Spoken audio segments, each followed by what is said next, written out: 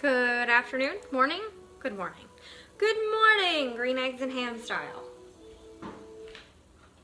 So we are going to talk about meal planning, green eggs and ham. Green eggs and ham. I don't know if that changes anything. So when I make eggs, it's part of our meal plan for this week and next week, I think too, actually. But I literally make like a crap load. I throw a crap load of spinach in there, and half of that's actually already wilted. Because it shrivels. It gets so tiny. So tiny. So I use a lot of spinach. And I make my spinach first with a little bit of extra virgin olive oil, and then let it wilt and like kind of shred it apart. And before I put my eggs, and I make more like scrambled eggs. But why, I wonder, have we as a society thought that vegetables are something that only go with dinner? Vegetables are not something that only go with dinner. We actually need more of a vegetables than we give ourselves. We give ourselves more protein than we actually probably need. But for so long, like, well, even still, fruit more often goes with breakfast for most people than anything. This is kind of like my third breakfast, or you can call it lunch, I guess. Actually, I'm a little behind on my eating today. But yeah, fruit's a common thing for breakfast, right? But like vegetables aren't.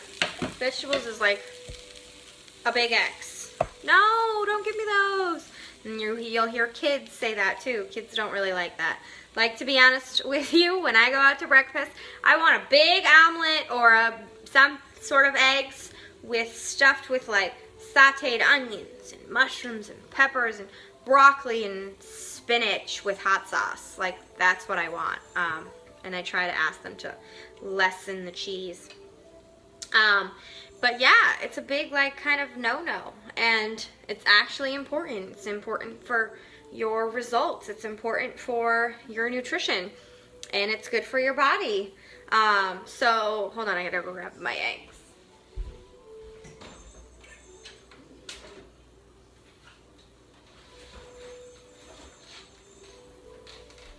So, why is meal planning important? Because you're more likely to stick to your meal plan when you write it out, and you write the grocery list according to your meal plan.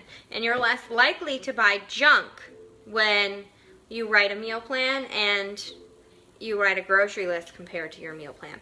And when you're writing a meal plan, you're less likely to go into the aisles that have crap. You're more likely to stay around the perimeter with where the veggies are and the fruits are and the meats are, and and the dairy. Dairy's not bad. I know a lot of people cut that out of their life or their diet too. For some people, some things are bad for them. Like I'm necessarily not a yogurt person. Sometimes I feel like it bloats me. I don't know if it was the kind that I was eating or what. But anyway. But eggs are a good source of protein. Have them every morning. I have them every morning for my second breakfast. Because I do eat a lot throughout the day. I do eat plenty of food. There we go. So it's all kind of mixed in together, and I'm just going to continue to mix it. And the eggs are literally going to be green, but you can't tell. And they're amazing. They're so good, and they're so good for you. So I challenge you to start adding a vegetable to your breakfast. If your breakfast consists of a banana, you got to spice that up a little bit and add some protein in there, and add some stuff in there. They have the egg muffins, the egg frittatas or whatever they're called. You could use those. That's a good source of protein, and they're easy. They're easy to take. They're easy to take like on the go with you. You could make those in advance. And that is another thing why meal planning is important, because you can prep in advance. You can figure out what works for you. You can put stuff in baggies and take things on the road, take things on the go. You can figure out, you know, how your day, how your week, how everything's going to go. And you're less likely to stray from your menu when you already bought the food, unless you obviously forget what you're packing, or you forgot to prep that day, or you left it at home. But you're more likely to be successful on your journey if you meal plan, because this entire thing is 80% nutrition, 80% what we eat. And I'm not sitting here, and you know me, and I'm not going to say it's, you know, 80% of not eating this and cutting this out. We're not about the restricting life. We're not about that. It's just 80%, you know, 80% eating whole foods, 80% eating nutritious whole foods, so that that other 20% you can enjoy a cocktail, you can enjoy a birthday party, you can enjoy cookouts. But meal planning is part of your success, and it will be part of your success if you're, especially in the beginning of your journey as you start. If you don't meal plan and you're flying off the seat of your pants, you're not creating new habits. So you're gonna, you know, go through the drive-thru, get something quick, get something that costs a lot of money, probably has a lot of sodium and has a lot more calories and less nutrition. So meal planning is definitely important, because you cannot outrun a bad diet, is the term, right? You cannot outrun bad nutrition. You can't. You can't eat McDonald's French fries and a McFlurry and still need to lose 60 pounds and go to the gym for 2 hours every day and expect results. It's just really not going to happen. There's nothing wrong with treating yourself, and you can throw those treats in your meal plan. You want a glass of wine, you want a cocktail, throw those treats in your meal plan, but make sure you plan for them and you account for them, because that is where your results are going to come from. That is where your success is going to come from. So my green eggs are done. I don't really do ham. That was just like the Dr. Seuss book. And like as a kid, you know, we thought it was gross, green eggs, or like our parents would throw like green food coloring in our eggs instead of spinach. But like spinach, like that's a lot of spinach.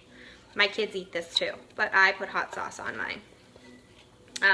But they also have sausage mixed in for a little bit added protein. But also, like when you meal plan, you're helping yourself teach your kids the proper way to eat and the proper way to, you know, give nutrition to their body. And that's important, because it's so common for kids to be so picky and not eat vegetables. And not saying that my kids aren't picky, but I continue to reintroduce these things to them over and over and over. Connor just has been eating this way since he was born. I'm not sure why. The kid loves, maybe because I ate this way while I was pregnant, which there is science behind that, but it's kind of insane. He loves spinach, he loves kale, like kale nachos. He doesn't let me eat by myself. Whereas the other two, it was more like I had to introduce it to them. So it's very important to meal plan so that you get the results that you want. When you meal plan, you get better results, because you're meal planning and then you're making a grocery list off your meal plan. So you're less likely to buy junk. You're less likely to go in the middle aisles. And if you do find yourself going in the middle aisles, stop. Because what you're doing is you're buying that junk that you're so used to, that just in case I need this, just in case I, you know, fall back, just in case I need something sweet. Don't do that to yourself, because you're setting yourself up for failure. And if it's in the house, you'll damn well eat it. And don't do that. So meal plan for the week.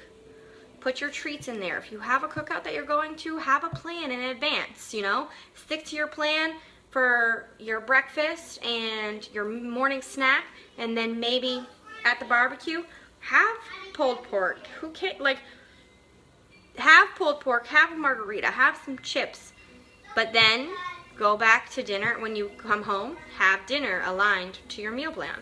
You can still see success and enjoy life. Just put it into your meal plan. 80% of our success is our nutrition. So if we're flying off the seat of our pants we're not creating new habits. We're still going to run through the drive-thru, still going to run in and get coffee, still going to run, you know, and get Subway. Not that Subway's bad. I'm not saying Subway's bad. But you're not creating new habits, so you're not actually saving money, and you're not eating as nutritious as you could be for that 80% of the 80-20. As another thing, like when you meal plan, a lot of the girls in my challenge group right now are like, oh my God, like I'm saving so much money. They went grocery shopping and they only spent maybe $110 for a week and a half worth of food. And she was like, Marissa, I spend that in 2 nights at dinner. 2 nights. That's crazy. So they're saving themselves money. They're eating more nutritious food. And they're changing their habits and they're sticking to a plan. So it all starts somewhere, but that is where it starts, in the meal plan. Meal planning. Planning ahead. You know, putting it on paper. If it's easier for you when you have a family to write your meals for dinner first and then fill in what you're going to feed yourself for the rest of the day, do that. Because nobody really wants to cook 2 different meals, one for you and one for your family, right? Nobody wants to do that. So that might be easier, you know, Monday is whatever, spaghetti and meatballs. Tuesday is tacos. Wednesday is, you know, grilled chicken and asparagus. Like whatever it is that you cook, burgers, sloppy joes. Put it on that sheet, put it on a piece of paper, and then fill in what you're going to eat for the rest of the week after you decided what dinner was going to be. Have a good day. Bye.